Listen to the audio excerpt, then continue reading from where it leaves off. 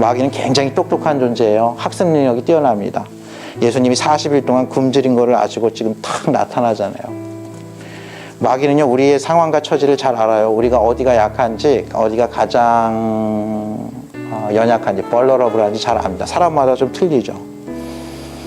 근데 예수님이 이때 완전한 인간으로 오셨기 때문에 40일 아마 후반부쯤이었을 것 같아요. 40일을 밤낮으로 금식하신 후에 줄이신지라. 누가복음은 이걸 조금 더 자세히 기록하고 있어요. 예수님이 인간으로 오셨다는 걸 좀 더 강조하거든요. 예수님께서 40일을 금식하고 그 기간이 다 돼가지고 정말 배가 허기가 졌다고 이렇게 표현하고 있습니다.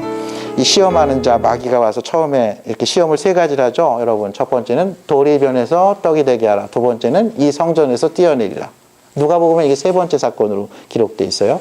세 번째는 나에게 절하면 이 천하 만국 모든 것을 주리라 합니다. 누가복음에는 이 부분을 아주 자세히 기록되어 있어요. 너가 나에게 만약에 절하면, 경배하면 이 권세와 영광과 천하 만국을 다 너에게 주겠다고 이렇게 사기를 칩니다. 예수님이 다 말씀으로 보여주세요. 첫 번째 말씀은요, 사람이 떡으로만 살 것이 아니라 하나님의 입으로 나오는 모든 말씀으로 살 것이라 이렇게 하시고요. 두 번째 시험은요, 주 너의 하나님을 시험하지 말라 이렇게 하시고요. 세 번째는요, 사탄아 물러가라 기록되었을 때 주 너의 하나님께 경배하고 다만 그를 섬기라 이렇게 얘기합니다. 여러분, 이 말씀은요, 다 신명기 8장과 6장에 있는 말씀입니다. 여러분들, 신명기는 총 34장까지 있는데요, 모세의 고별 설교입니다. 모세는 80세에 호렙산에서 하나님의 부르심으로 출애굽의 지도자가 됩니다. 그는 광야의 지도자로 살죠. 그는 120살이 됐는데도 믿어지지 않을 만큼 그의 눈이 흐리지 않았다 그랬어요. 노안이 아니라는 거예요. 그가 아주 청춘과 같다고 이렇게 성경은 기록하고 있어요. 정말 이 모세는요, 하나님의 놀라운 능력, 비록 지팡이 하나만 있었지만 하나님의 말씀과 기도의 사람이 돼서요, 그의 성품도 온유한 사람으로 변했을 뿐만 아니라 그의 능력에 있어서, 그의 지력이나 체력이나 그의 정신력에 있어서, 영력에 있어서 죽을 때까지 팔팔했다는 거예요. 근데 하나님께서 그를 그냥 이렇게 데려가시죠. 모세는 어쩔 수 없이 고별 설교를 해야 됐어요. 그래가지고 3편의 고별 설교를 남깁니다. 첫 번째 설교는 한 4장에 걸쳐서 있고요. 두 번째 설교는 22장에 걸쳐 있어요. 가장 길게 되어 있습니다. 세 번째 설교가 4장 정도 있고요. 마지막 4장은 이제 여호수아에게 그의 지도력을, 리더십을 넘기면서 그를 축복하고 마지막으로 당부하는 말씀으로 되어 있는 그 신명기. 예수님께서는 이 신명기 말씀이 아주 능통하셨던 거예요. 여러분들, 신명기 8장 첫 번째 그 말씀 너무 놀라운 그 은혜의 말씀이에요. 저희가 광야길을 사는 저희 인생에게 정말 큰 교훈이 되는 말씀입니다. 모세는 이제 가나안 땅에 들어가는 이스라엘 백성들에게 두 번째 설교에서 이렇게 유언과 같은 설교를 합니다. 내가 오늘 명하는 모든 명령을, 하나님의 말씀이죠, 너희는 지켜 행하라. 그리하면 너희가 살고 번성하고 너 여호와께서 너희 조상들에게 맹세하신 땅에 들어가서 그것을 차지하리라.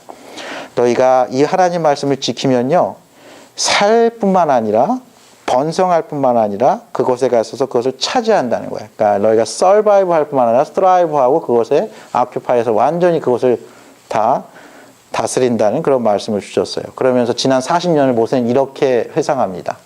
네 하나님 여호와께서 이 40년 동안에 네게 광야의 길을 걷게 하신 것을 기억하라. 이는 너를 낮추시며 너를 시험하사 내 마음이 어떠한지 그 명령을 지키는지 지키지 않는지 알려 하심이라.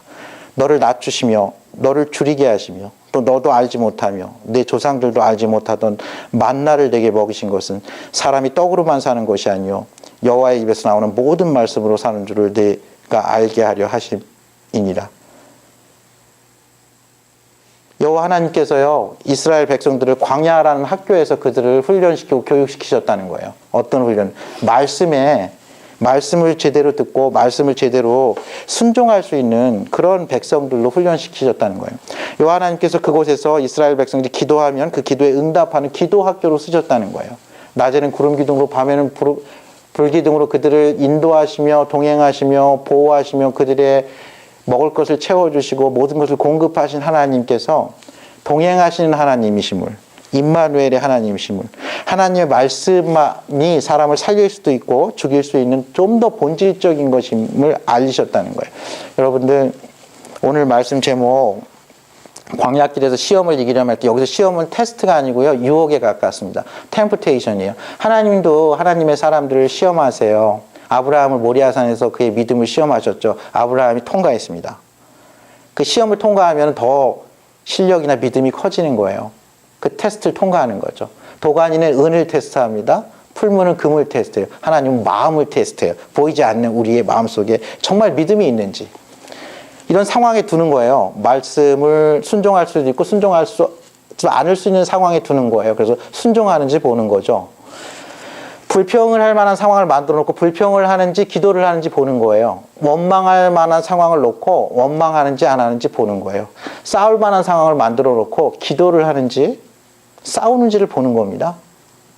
그렇게 하나님께서 그들의 마음을, 신앙을, 그들의 신앙 인격을 이렇게 테스트 하시면서 그들에게 한 가지를 가르쳐 주려고 그랬는데 떡보다 더 중요한 게 있다는 거예요. 떡보다 더 중요한 게 있다. 하나님의 말씀이 사람을 살린다는 거예요. 저희 뭐 그렇게 얘기하죠. 뭐로 가도 서울만 가면 된다. 뭐 교회를 간다고 밥이 나오냐 이런 얘기 하잖아요. 예수님이 그 반대 얘기를 하는 거예요. 너 지금 배고프지? 내가 너 하나님의 아들인 거 알아. 마귀가 얼마나 똑똑합니까? 근데 예수님은 이렇게 대답한 거예요. 하나님의 말씀이 단순히 중요하다는 얘기가 아니라 나는 하나님의 법칙대로 하겠다는 거예요.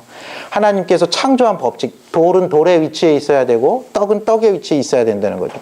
예수님이 오병이어의 기적을 행할 때도요, 돌이 변해가지고 광주리가 변해서 바가지가 바뀌어서 떡이 되거나 뱀이 변해가지고 독사가 변해가지고 생선이 되게 하지 않으셨어요. 한 아이가 내놓은 그 보리떡을 계속 축사하시면서 많은 보리떡을 남기셨고요. 한 아이가 놓은 그 생선을 놓고요. 계속 그것을 이렇게 배가해서 많은 생선을 남기신 거예요. 하나님의 법칙, 하나님께서 우리 인생을 위해서 해준 그 법칙대로 하겠다는 거예요. 너 지금 배고프지? 너 그 장자권이 뭘 소용이 있냐? 지금 배고파 죽겠는데. 그러면서 그 장자권을 우습게 여기면서 야곱에게 팥죽 한 그릇에 에서는 그 장자권을 팔죠. 너 지금 배고픈데 먼저 금강산도 식후경인데 뭐냐? 근데 예수님이 그렇게 얘기한 거죠. 나는 하나님 말씀대로 하겠다. 하나님 법칙대로 하겠다. 나는 하나님의 그 말씀이 생명의 말씀임을 믿고 하나님의 룰대로 하겠다는 거죠. 여러분들 예수님이 왜 이 광야에서 이 기도를 하셨다고 생각하시나요? 40일 동안. 예수님은 하나님께서 이는 내 사랑하는 아들이요 내 기뻐하는 자라는 것을 그 음성을 들었고요. 성령이 비둘기같이 임해서 자기에게 강림한 것을 보고 느꼈습니다. 그는 과연 하나님께서 나를 이 땅에 보내신 이유가 무엇일까를 생각해야 됐을 거예요. 나는 누구인가는 알았어요. 아, 나는 하나님의 사랑하는 아들이고 기뻐하는 자. 그럼 나의 비전은 무엇인가? 나의 사명은 무엇인가? 나는 무엇을 위해서 이 땅에 왔고 어떻게 이 사명을 감당해야 할 것인가를 생각해야 했어요. 여러분들 기도는 아무 때나 할 수 있지만 저희는 아침에 기도하는 게 좋습니다. 왜냐하면 하나님이 오늘 2019년 1월 20일을 나에게 허락하신 이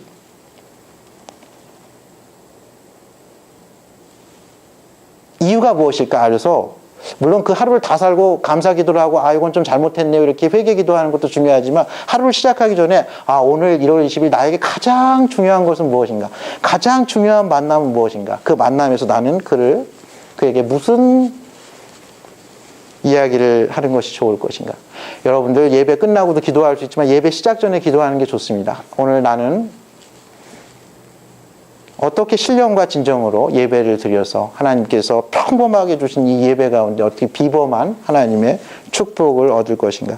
저희는 사업을 다 결산하고 나서도 아 이건 좀 잘못됐구나 잘했구나 이렇게 어카운팅하는 것도 중요하지만요. 계획을 세울 때요. 기도로 그것을 계획을 세우는 것이 너무 중요합니다. 하나님 예수님께서 그걸 하신 거예요. 너무 큰 비전이고 너무 큰 미션이고 자신도 감당하기 어려운 정말 모든 인류의 저와 여러분의 모든 인류의 죄를 대신 짊어지고 십자가에서 돌아가셔야 하는 그 사명을 감당하기 위해서 그는 금식으로 기도한 거죠. 여러분들, 이게 금식의 목적이에요. 우리가 금식을 하는 이유는요, 나는 누구인가? 나의 사명은 무엇인가? 내가 오늘을 사는 나의 목적은 무엇인가? 제대로 감당하기 위해서 금식을 하는 거예요. 금식을 제대로 하면 어떻게 되냐면요, 목사는요, 제대로 된 목사가 됩니다. 금식을 제대로 하면 제대로 된 아버지는 제대로 된 아버지가 돼요. 금식을 제대로 하면요, 남편은요, 제대로 된 남편이 돼요. 여러분들, 금식을 제대로 하면 시민은요, 제대로 된 시민이 돼요. 금식을 함으로써 나의 아주 내가 평범하게 삼시세끼 먹는 것을 갖다가 아주 비범하게 끊음으로써 좀 더 본질적인 거에 집중하는 거예요. 하나님의 말씀, 금식할 때는 하나님의 말씀을 가까이 해야 돼요. 금식을 다른 목적으로 하면 안 됩니다.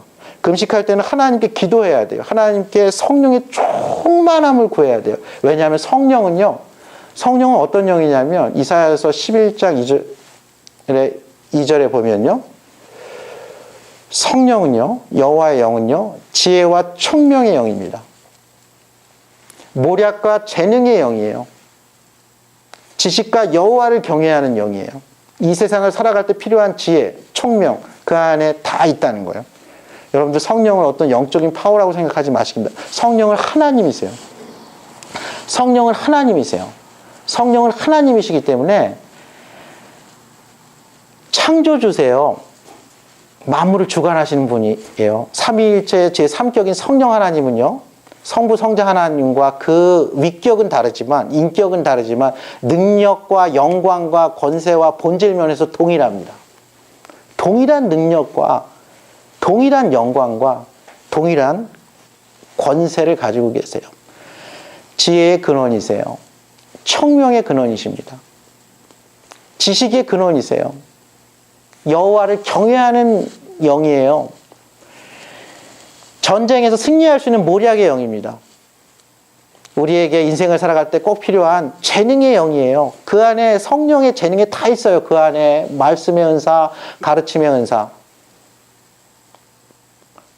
병 고치는 은사, 죽은 자를 살리는 은사, 그 안에 다 있어요.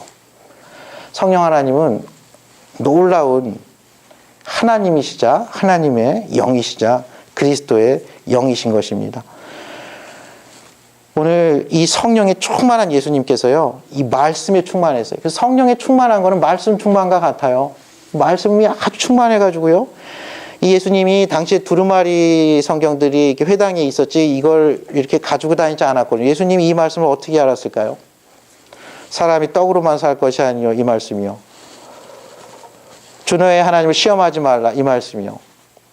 주 너의 하나님께 경배하고 다만 그를 섬기라. 그는 벌써 이 모세오경 성경에 아주 능통했었던 거죠. 예수님은요, 아주 말씀에 능통했어요. 그는 어느 때 어떤 말씀을 전해야 하는지 정확히 알았어요. 나사렛 회당에 가서는 어떤 말씀 전하는지 아시죠, 여러분들? 이사야 선지자의 말씀을 정확히 전했어요. 주 여호와의 영이 내게 임하셨으니 내가 가난한 자에게 복음을 전하고 눌린 자를 자유케 하고 이 은혜의 해를 선포했어요. 그리고 그 여호와의 영이 나에게 임했다고 이렇게 선포를 했어요. 예수님은 심지어 십자가에서 달려 죽으실 때도요, 메시아의 고난을 상징하는 시편 22편 1절, 나의 하나님 어찌하여 나를 버리셨나이까. 그때가 정확히 그때라는 걸 알았어요. 이때 하나님이 나를, 모든 인류를 살리시기 위해서 나를 십자가에 달려 죽게 하시는구나 하면서 엘리 라마 사박단이라고 그 말씀을 말씀하시면서 그 구약의 예언을 성취하신 하나님이에요. 예수님은 죽음의 순간까지도요, 갈릴리 회당에서 그가 배척당할 때도요, 그리고 오늘 이 사탄에게 광야에서 시험을 당할 때도요, 말씀으로 이기신 거예요. 그는 나사렛 그 산골에서 이미 말씀을 가까이 했던 거죠. 여러분들, 말씀을요, 보통 때 이렇게 가까이 하고요, 그래야 저희가 위기의 순간에 이 말씀을 쓸 수 있어요. 훈련의 시기에 훈련을 잘 해야지요, 전쟁의 시기에 그 훈련이 빛을 발합니다. 제가 옛날에 군대에서 처음에 기본 군사훈련 할 때 식사할 때마다 그 구호를 외쳤어요. 훈련에서 흘린 피 한 방울, 전쟁에서, 훈련에서 흘린 땀 한 방울, 전쟁에서 피를 적게 흘린다. 매 밥 먹을 때마다 그렇게 했어요. 그때 전쟁의 위험이 없었거든요. 근데 그거 좀 지나고 그 여름에요. 1994년 7월 1로 기억해요. 아주 더웠어요, 그때. 김일성이 죽었습니다. 그때 데프콘 3라고 전군 비상경계태세 3이 선포됐어요. 모든 휴가 장병들 외출 다 금지되고 다 이렇게 소환된 적이 있어요. 그때는 상황이 다른 겁니다. 평소에 훈련에서 이렇게 저희가 열심히 말씀을 가까이 하잖아요. 열심히 말씀을 암송하고 묵상하잖아요.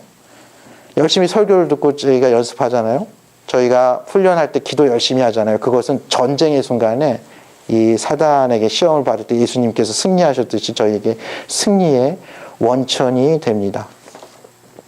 예수님께서 오늘 시험 첫 번째 이 돌이 변해서 떡이 되게 하라는 이것, 나는 하나님의 말씀대로 하겠다, 물러가라 얘기하고요. 두 번째 말씀, 시편에 있는 놀라운 말씀, 하나님의 천사들이 너를 지켜준다는 이 말씀, 이 사단이 얼마나 교활합니까? 예수님이 하나님 말씀 갖고 답변하는구나 해서 나도 말씀 좀 알지 하면서 예루살렘 성전에서 뛰어내려 봐라, 이런 말씀 있잖아. 너가 뛰어내려도 너 털끝 하나 다치지 않는다, 이런 말씀 알지? 이렇게 얘기했어요. 그러니까 예수님이 말씀으로 얘기하니까 말씀으로 사단이 공격한 거예요. 여러분, 이단들이 말씀이 어떤 부분은 전체적으로 창세기부터 요한계시록까지 아주 이렇게 균형 있게 알지 못하지만 이단들이 자기들이 필요한 그 말씀 부분을 아주 깊이 있게 합니다. 아주 혹할 정도로 알아요. 한번 이렇게 테스트해보라 그럽니다. 너 이렇게 테스트해보라 그래요. 구원파 같은 경우 너 구원에 확신이 있으면 언제야? 이렇게 물어봅니다. 며칠 몇 시야? 이렇게 물어봅니다.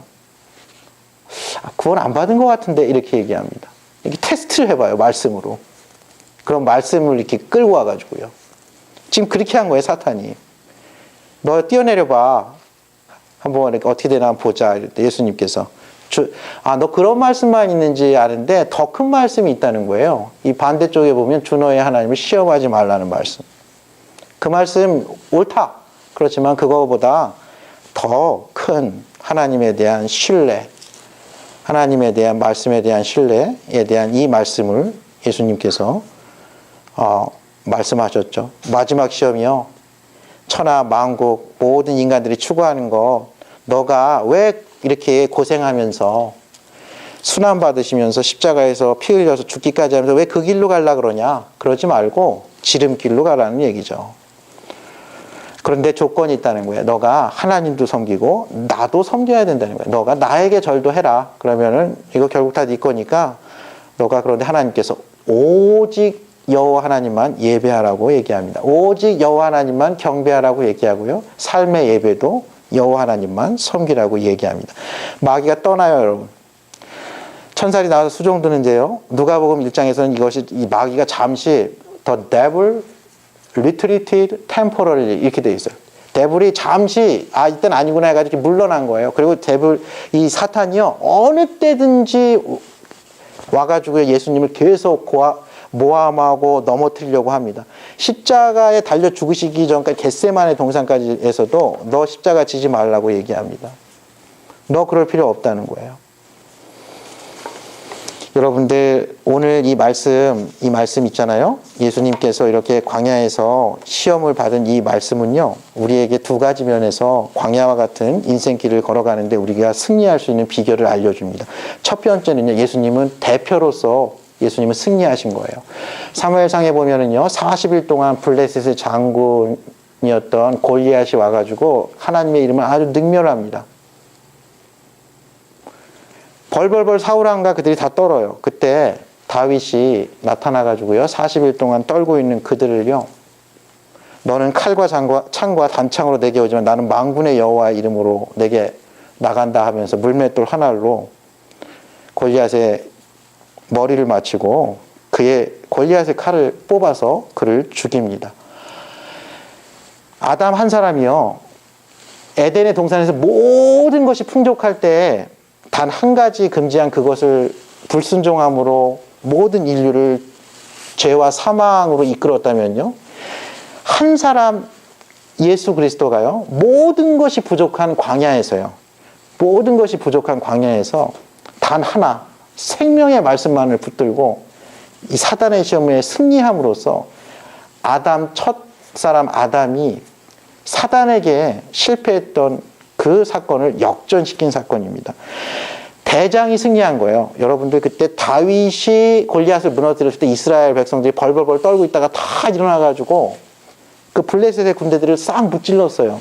아담 한 사람이 실패했지만 우리의 대장 대신 예수 그리스도와 저희가 연합되어 있으면요, 저희는 승리할 수 있어요. 저희는 예수 그리스도의 보혈로 저희의 주홍 같은 죄를 이길 수 있습니다. 죄악을 이기신 예수님의 보혈이에요. 저희가 사망 권세를 이기고 일어날 심, 그것은 예수님의 보혈과 우리를 새롭게 하는 성령의 능력이에요. 그리고 이것은요, 두 번째로요, 인간을 대표해서 시험을 친히 받으신 거예요. 어떤 사람들은 생각하기를 예수님은 배가 안 고프셨을 거야, 하나님의 아들이, 이렇게 생각하면 안 됩니다.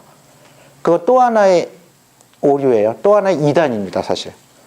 예수님은 완전한 인간으로 오셨어요. 그는 배가 고프셨고 줄이셨어요. 그는 고뇌에서 갈릴리 바다에서 광풍이 부는데도 주무셨던 거예요. 자는 척하는 게 아니었던 거예요. 배고픈 척하는 게 실제로 배고픈 거예요. 성경은 이것에 대해서 히브리서에서 이렇게 기록하고 있습니다. 자녀들은 혈과 육에 속하였으며, 저희들이죠. 그도 또한 같은 모양으로 혈과 육을 함께 지니심은 죽음을 통하여 죽음의 세력을 잡은 자 곧 마귀를 멸하시며 또 죽기를 무서워함으로 한평생 모여 종노릇한 모든 자를 놓아주려 하심이니, 그러므로 그가, 예수님이죠, 범사의 형제들과 같이 되심이 마땅하도다. 그가 시험을 받아 고난을 당하셨은 즉 시험 받는 자를 능히 도우실 수 있느니라. 예수님은 대표자로 오셔서 당신이 친히 인간을 대표하셔서 모든 죄를 짊어지시고 요한에게 세례를 받으셨을 뿐만 아니라 광야에서 인간이 겪는 모든 고통 있죠. 이 먹고 사는 문제, 안전에 대한 문제, 보호에 대한 문제, 우리가 추구하는 명예와 권력과 세상의 그런 정욕에 관한 그런 문제들을, 그 시험을 꺾으시고요, 승리하셨습니다. 그는 온 우주의 왕이세요. 온 열방의 메시아이십니다. 온 세상의 왕이시고 유대인의 왕이심을 만반에 선언한 사건입니다. 동시에 이 사건, 제가 말씀드린 대로 우리들도 이와 같이 하면 마귀의 시험을 능히 이길 수 있다는 하나의 모델 사건이에요. 하나의 모범이 된 거예요. 저희도 이렇게 하면 이길 수 있어요. 성경 66권 중에서 교회에 대해서 가장 잘 나타난 성경이 어딘지 아세요, 여러분? 에베소서입니다. 에베소서. 에베소서가 교회, 하나님의 자녀됨, 하나님의 백성됨, 하나님의 교회됨의 그 거룩과 영광과 그 풍성하심에 대해서 자세히 나와 있어요. 근데 이 에베소가요, 당시에 다이아나, 이 아데미 신전이라고 아주 이 로마 제국에서 네 번째로 큰 도시인데, 이 도시가 항구 도시임에도 불구하고 수산업이나 어떤 통상으로 발전한 게 아니라 거기에 세계 7대 불가사의 중에 하나인 아데미 신전이 있는데, 이게 아주 관광 명소가 됐어요. 그리고 거기에서 일어나는 어떤 그 매춘과 이 다이애나를 상징하는 이 아데미 여신이 어떻게 되어 있냐면요, 이 여자 그 가슴이 24개나 달려있는 여신이에요. 그래서 성전에서 공경연이 매음을 했어요. 그게 제사 행위였어요. 그게 풍요와 다산을 상징하기 때문에 그걸로, 그 매춘으로, 그 관광업으로 이 도시가 엄청 번창한 도시였어요. 영적인 싸움이 치열한 곳이죠. 바울이 이곳에서 가장 오래 사역했죠. 3년 사역했습니다. 그의 영적인 아들 디모데가 후임 목회자였어요. 사도 요한이 말년에 여기서 담임 목회를 했던, 전략적으로 아주 중요한 곳이에요. 소아시아의 허브와 같은 도시고요, 그리스 로마로 가는 그런 통로가 되는 도시였어요. 근데 여기 보면은, 여기에 이제 막이라는 단어가 많이 나오는데, 에베소서의 마지막 장이요, 이게 교회론인데 이상하게 중간에 교회에 대한 얘기를 하다 말고 부부관계 얘기를 해요. 남편은 아내를 사랑하라, 아내는 남편에게 복종하라. 그 다음에 부모 자식 얘기를 해요. 부모는 자녀를 노엽게 하지 마라, 자녀는 부모를 공경하라. 그 다음에 상전과 부하 얘기를 해요. 상전들은 부하들에게 공평무사하게 잘 대해라, 갑질하지 마라. 부하들은 상전에게 죽게 하듯 잘해라. 이런 얘기를 합니다. 그리고 나서 마지막으로는요, 영적인 전투에 대한 얘기를 해요. 좀 이상하지 않아요? 교회에 대한 얘기를 하다가 갑자기 가정 얘기를 하고요, 가정 얘기를 하다가 갑자기 영적인 전투를 얘기하는 거예요. 이건 무슨 얘기냐면 교회는 저희가 보기에는 사람과 사람 관계, 남편과 아내 관계, 부모와 자식 관계, 상전과 부하의 관계 같은 가정이나 회사나 교회나 이렇게 보이지만 본질적으로는 그것이 영적인 싸움이라는 거예요. 너희가 자녀를 이렇게 노엽게 하잖아요. 그럼 자녀를 어떻게 화해할까가 아니라 정말 근본적인 문제는 뭐냐면은 자녀의 약점, 그리고 너의 약점을 이용해서 사단은 너무 똑똑하거든요. 자녀가 배가 고픈지, 자녀가 지금 업돼 있는지 다운인지 너무 잘 알아요. 그걸 이용해가지고 자녀를 이렇게 호시탐탐 노리고 있다가요, 자녀를 태클을 거는 거예요. 어느 방향으로? 아주 사악하게. 하나님과 멀어지는 방향으로, 부모와 멀어지는 방향으로 이렇게 노력을 하죠. 그래서 에베소서에서는 그럼 사단에 대한 말이 처음 나오는 데가 4장 26절인데요. 이런 말씀이 있어요. 분을 내어도 죄를 짓지 말며 해가 지도록 분을 품게 하지 말고 마귀에게 틈을 주지 말라. 마귀에게 틈을 주지 말라 이렇게 돼 있어요. 그러니까 분노, 화를 내는 거는 괜찮다는 거예요. 화를 낼 수 있죠. 사람이 화가 나잖아요. 근데 화를 내는 방법에 있어서 그게 죄가 되지 않게 화를 내야 된다는 거예요. 화를 내는 방법이 그게 다른 사람 마음을 상하게 하거나 가정의 어떤 평화를 깨트리거나 교회를 깨트리는 방향으로 하면 안 된다는 거예요. 화를 내는 방향. 두 번째는요, 그 길이에 있어서 다음 날까지 넘어가면 안 된다는 거예요. 사단이 똑똑하기 때문에 그 다음 날도 화를 내고 있으면 사단이 거기다가 마귀에게 틈을 주지 말게 원어에 어떻게 되어 있냐면요, 마귀에게 덫이 된다는 거예요. 마귀에게 그가 함정을 파고, 여러분들 이 마귀의 괴계를 할 때 이 괴기가 The Devil's Scheme인데 이게 원래 뜻이 뭐냐면은 저희 덫 놔가지고 쥐 같은 거 잡을 때 놓는 이 사냥꾼들이 놓는 덫 있죠. 덫을 놓고 매복해서 저걸 밤나 안 밤나 보자 이렇게 미끼를 놓고 기다리는 거랑 똑같은 단어예요. 저희가 화가 난 채로 잠이 들잖아요. 분노한 채로 잠이 들잖아요. 그럼 그 마귀가 그 덫을 놓고 야 얘 봐라 하면서 그게 결국은 그것을 사망으로 인도합니다. 여러분들 가인이요, 아벨의 제사만 받는 그 하나님을 보고 화가 났어요. 그냥 그날 끝냈어야 됐어요. 아, 내가 잘못했구나. 뭐가 문제지? 하면서 자신의 행동을 돌아보고 자신의 재물을 돌아보고 하나님께 나아가서 대화를 했다면 하나님이 이렇게 하라고 알려주셨을 텐데 그는 아벨을 데리고 들로 내려가서 때려 죽입니다. 악한 영이 그 틈을 보고 있다가 아벨의 분노를 이용해서 살인을 이끈 거죠. 여러분들 언제 시험에 많이 빠진다고 생각하세요? 시험은요, 저희가 아주 힘들 때나 아주 업돼 있을 때 시험에 빠집니다. 여러분 다윗왕이 아주 업돼 있을 때 2번 시험에 빠져요. 그는 통일왕국을 이루고요, 전 궁정에서 전쟁에 안 나가도 될 때에 그는 바세바를 간음하고 살인하고 범죄를 저지릅니다. 다윗이요, 말년에 그의 군사가 너무 많았을 때 군사를 세고 싶었어요. 그의 마음이 너무 높아졌어요. 믿음이 그렇게 많지 않은 요압 장군도 하나님께서 당신을 놀랍게 축복해 주시고 축복 더 해주실 텐데 왜 군사를 세십니까? 이렇게 얘기할 때 그는 군사를 세요. 하나님 그거 진노하시죠. 그러나 하나님 다윗에게 약속하셨어요. 너가 아들처럼 대우해 주겠다. 네가 잘못하면 내가 인생 막대기와 채찍으로 때려서라도 만들겠다 그랬어요.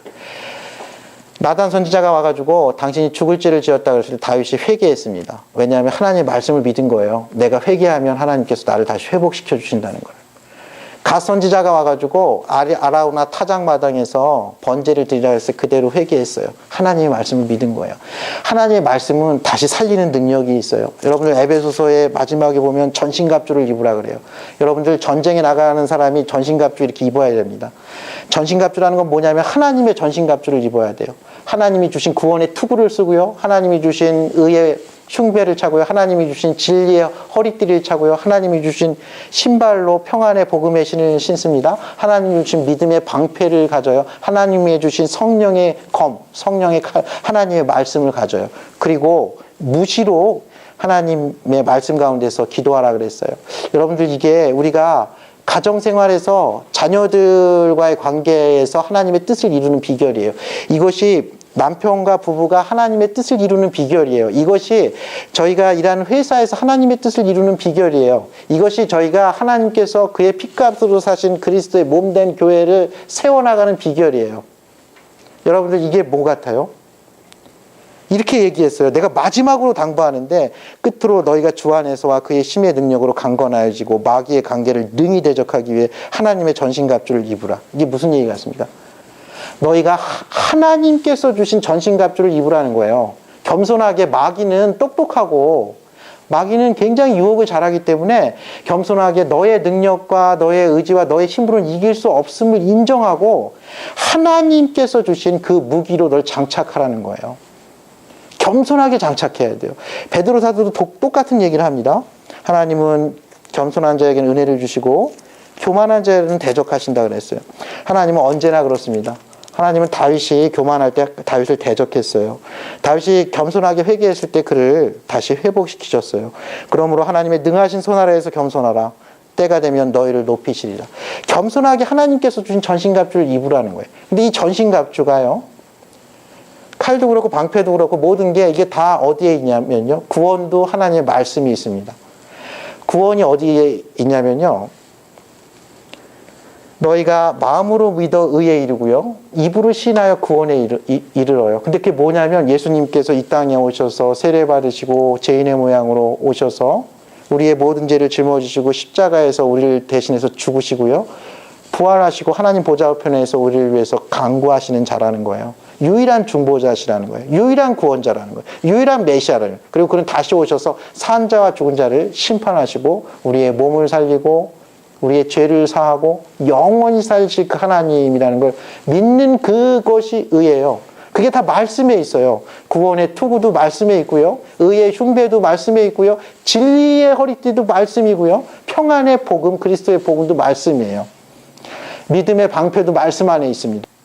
그리고요, 이 성령의 검, 이 성령이 하나님의 검이, 하나님이 검으로 쓰는 것, 지금 사탄이 공격했을 때 쓰는 것, 하나님의 말씀을 가지라는 거예요. 근데 여러분들, 하나님의 말씀 있죠. 이 전투장구들이요, 보통 때는 아주 거치장스러워요. 평소 생활할 때는 이게 아주 이렇게 생활하기도 힘듭니다. 이것을 평소에 훈련을 아주 열심히 해야 돼요. 불화살이 날아왔을 때 믿음으로 딱 물리쳐야 돼요. 내 마음에 염려가 몰려와요. 그러면은 아무것도 염려하지 말고 오직 모든 일에 기도와 간구로 너희 구할 것을 감사함으로 하나님께 아뢰라. 그리하면 모든 지각에 뛰어난 하나님의 평강이 너희 마음과 생각을 지키시리라. 이 말씀을 자기가 갖고 있어야 돼요. 성경 속이 아니라 내 마음속에 갖고 있어야 돼요. 청년이 그 행실을 깨끗하게 하는 이유는 말씀을 가슴속에 갖고 있다가 그 말씀을 지켜서 지키는 거예요. 고난당한 것이 유익한 이유는 고난의 시기에 말씀을 묵상하다가 내가 그 말씀을, 고난당한 것이 내게 유익이라, 내가 주의 말씀을 알게 되었다, 지키게 되었다고 시편에서 말씀하죠. 그 광야가 의미가 있는 이유는 그 광야에서 내가 말씀으로 사는구나, 기도로 사는 걸 알게 되기 때문이라는 거예요. 내가 두려울 때, 두려워서 잠 못 이룰 때 두려워하지 말라. 내가 너와 함께함이니라. 놀라지 말라. 나는 내 하나님이 됨이니라.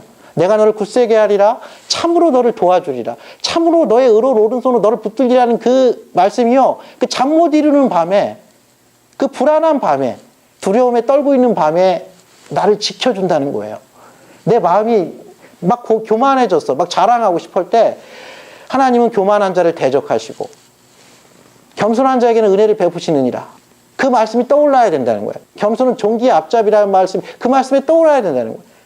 내가 너무 나의 지혜와 너무 좋은 아이디어에서 그걸 막 밀어붙여서 내 사업을 하고 싶을 때 잠시 멈춰서서 너는 마음을 다하여 여호와를 의뢰하고 내 명철을 의지하지 말라. 너는 범사의 그를 인정하라. 그리하면 내 길을 지도하시리라는 그 말씀을 믿고 잠시 멈추어서서 이것이 정말 하나님께서 기뻐하시는 사업인지 행보인지 멈춰서 생각해 볼 수 있어야 된다는 거예요. 여러분들, 검이요, 훈련 안 하는 사람들한테는 이건 독이에요. 다윗이요, 자기가 그냥 자기 평소에 익숙했던 물맷돌 갖고 나간다 그러잖아요. 당시에 제일 좋은 사울의 검이 필요 없다는 거예요. 왜냐하면 그는 연습이 안 돼 있었어요. 그 검을 쓸 줄 모르는 거죠. 이 말씀이 넘치고 넘쳐도요, 내 마음속에서 살아있는 말씀으로 그 순간에 그게 발휘를 해야 돼요. 그리고 아주 군대에서 중요한 게 있는데요. 여러분들 군대에서 중요한 게 이거 안 중요한 것 같은데 저는 그때 왜 하나 했는데 그게 불침번이라는 겁니다. 불침번. 군대에서 저는 잠을 10시부터 6시까지 잤어요. 군대에서 잠을 참 많이 잤는데 근데 불침번이라는 걸 써요. 근데 이게 2시간씩 2명씩 각 포스트에 가서 쓰는데요. 한 2시부터 새벽 2시부터 4시까지 걸리면 가장 안 좋습니다. 그 다음날 훈련할 때 되게 피곤해요. 왜냐면 앞쪽에도 약간 잠을 못 자고 뒤쪽에 돌아와서 한 2시간 새벽 시간인데 이게 좀 애매해서 잘 못 자요. 근데 그걸 매번 해요. 근데 그 아무것도 훈련도 아니고 아무것도 아니고 그냥 가만히 이렇게 총 들고 서 있는 거거든요. 이게 초소에. 그걸 계속해요. 여러분 그게 뭔 것 같습니까? 여러분 그게 기도입니다. 영적 전쟁에서 승리하려면 가장 중요하다고 할 수 있는 이 하나가 있는데요. 모든 기도와 간구를 하되 항상 성령 안에서 기도하고 이를 위하여 깨어 구하기를 항상 힘쓰며 여러 성도를 위하여 구하라. 또 나를 위하여 구할 것은 내게 말씀을 주사 나로 입을 열어 복음의 비밀을 담대히 알리게 하옵소서 할 것이니.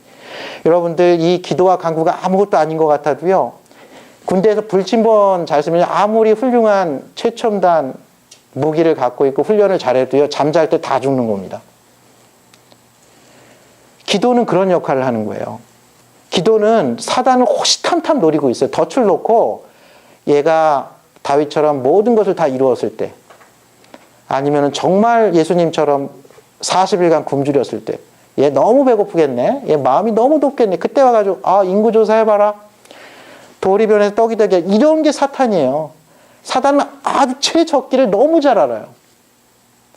그때 딱 와가지고 할 때 그때 우리 이제 무기도 상대방보다 훨씬 좋고 훈련도 엄청 잘 받아서 최첨의 병되니까 잠이나 실컷 자자 하면 그 새벽에 무방비 상태에서 당할 수 있어요. 그래서 모든 기도와 간구를 하는데 항상 성령 안에서 기도하고 깨어 구하라고 얘기한 겁니다. 기도는 여러분들 올 한 해 여러분들 3가지로 하면 좋겠어요. 첫 번째는요. 간절히 기도해야 돼요. 간구해야 돼요. 뭐 아님 말고 이렇게 기도하면 안 됩니다. 간절히 기도해야 돼요. 이거 아니면은 안 된다는 심정으로 기도해야 돼요. 하나님 이거 간절히 기도해요. 수로보니게 여인이 와가지고 제발 부스러기라도 떨어뜨려서 내 딸을 살려달라고는 심정으로 기도해야 돼요. 해야 됩니다. 두 번째는 성령 안에서 기도해야 돼요. 성령 안에서 기도하는 건 말씀 가운데 기도하라는 거예요. 하나님 안에서 기도하라는 거예요. 하나님의 이름으로 기도하라는 거예요. 하나님의 영광을 위해서 기도하라는 거예요. 하나님의 뜻대로 기도하라는 거예요. 세 번째는요. 여러 성도를 위해서 구해야 합니다. 다른 사람을 위해서 기도해야 돼요. 내 자녀가 공부하느라고 노느라고 기도 못할 수 있어요. 자녀를 위해서 기도해야 돼요. 내 부모님이 이제 정신이 기도에 집중하지 못할 수 있어요. 부모님 위해서 기도해야 돼요. 내 아내가, 내 남편이 너무 바빠서 기도 못할 수 있어요. 위해서 기도해야 합니다. 여러분들 에베소서에 왜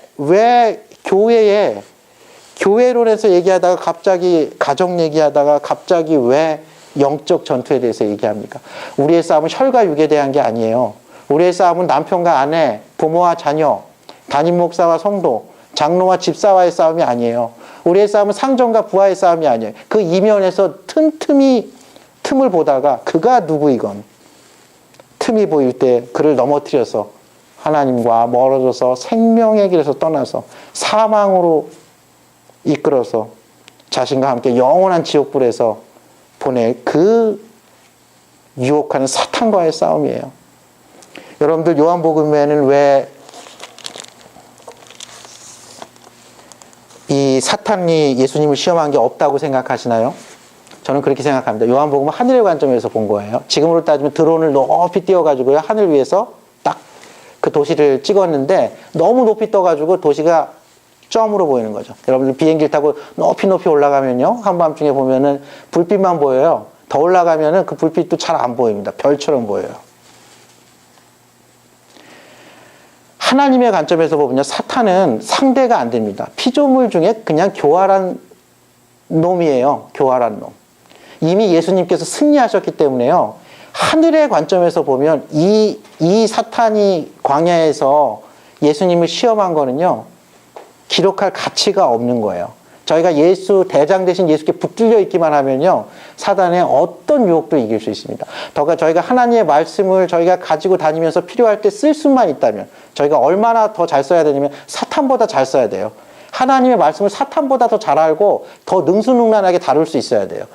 하나님의 말씀의 본질을 알아야 해요. 그리고 저희가 무시로 성령 안에서 기도하고 다른 사람을 위해서 중보기도할 수 있다면 이 싸움은 이긴 싸움입니다. 그 가정은 반드시 하나님의 뜻을 이룹니다. 그 교회는, 그 공동체는 반드시 하나님의 뜻을 이뤄요. 올 한 해, 2019년 올 한 해 평범하게 주신 하나님의 은혜 있죠. 하나님의 말씀, 하나님의 기도, 골방에서 하는 기도건 교회에서 함께하는 기도건, 혼자 골방에서 읽는 하나님의 말씀이건 교회에서 함께 듣는 하나님의 말씀이건, 여러분들 그 말씀과 기도로요, 성령 안에서 사단의 시험을 능히 이기고 하나님의 뜻을 이루어드리는 그러한 비범한 2019년 새해 되기를 주님의 이름으로 축원합니다. 함께